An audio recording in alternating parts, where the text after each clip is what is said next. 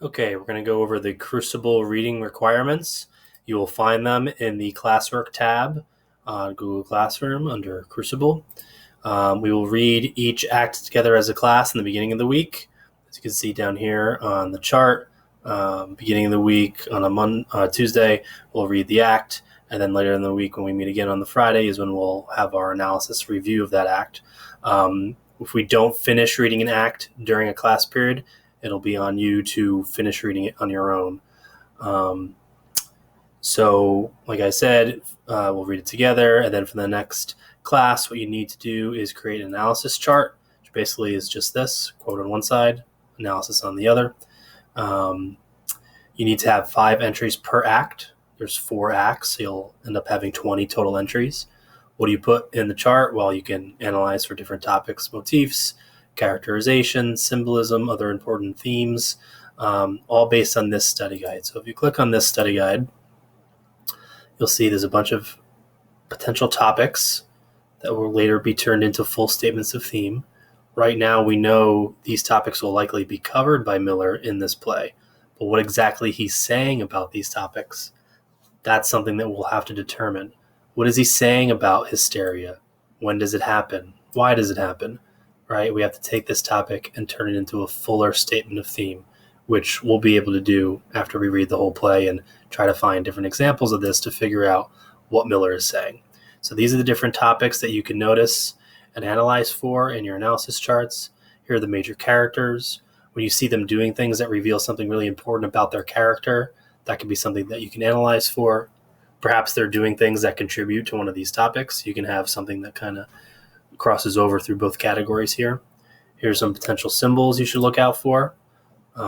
If you notice any symbol that's not on here, that's totally fine for you to add as long as you're able to analyze it and provide some text evidence. So like I said, you fill in your quote here, make sure you put what act it's in, page number, and then have a full analysis here of what it means. Okay, and again, you can use the study guide to help you fill out this chart. Again, 5 entries per act. And then when we meet to review an act, to analyze it, you're going to use your reading and your chart entries to complete a Padlet. Now you should be able to click on this link to sign up for the Padlet. You probably already did this because, as far as signing up for Padlet, because we did that for our Halloween class. Make sure that you signed up with your high school, with your Highland Park High School email address, otherwise it won't work. Okay, and then what you should do is each time we have class, I'll post this link. This is what a Padlet will look like. And as you can see with the directions here, you have to put one entry into 2 separate categories.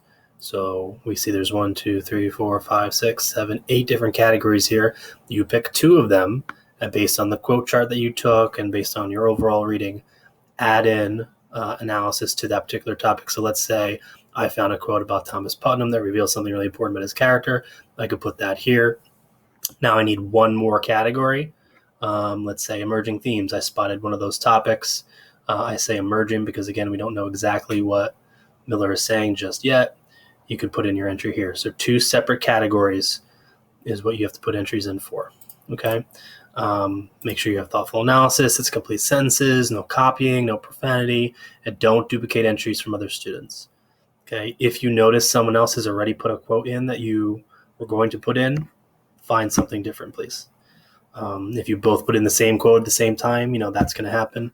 But just let's try to avoid it if we can.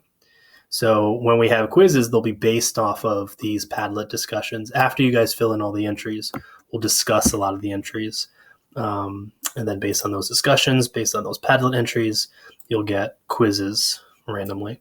So I would also encourage you to always look back at these Padlets, but also if there's something that we end up discussing that's not on the Padlet, maybe you want to jot those down. A note somewhere, maybe beneath your analysis chart. You can keep a little area for notes and just jot down things that we discuss during class that you think might be important. Okay. I am not going to ask for each chart every time we meet. Again, I'm trying to streamline assignments.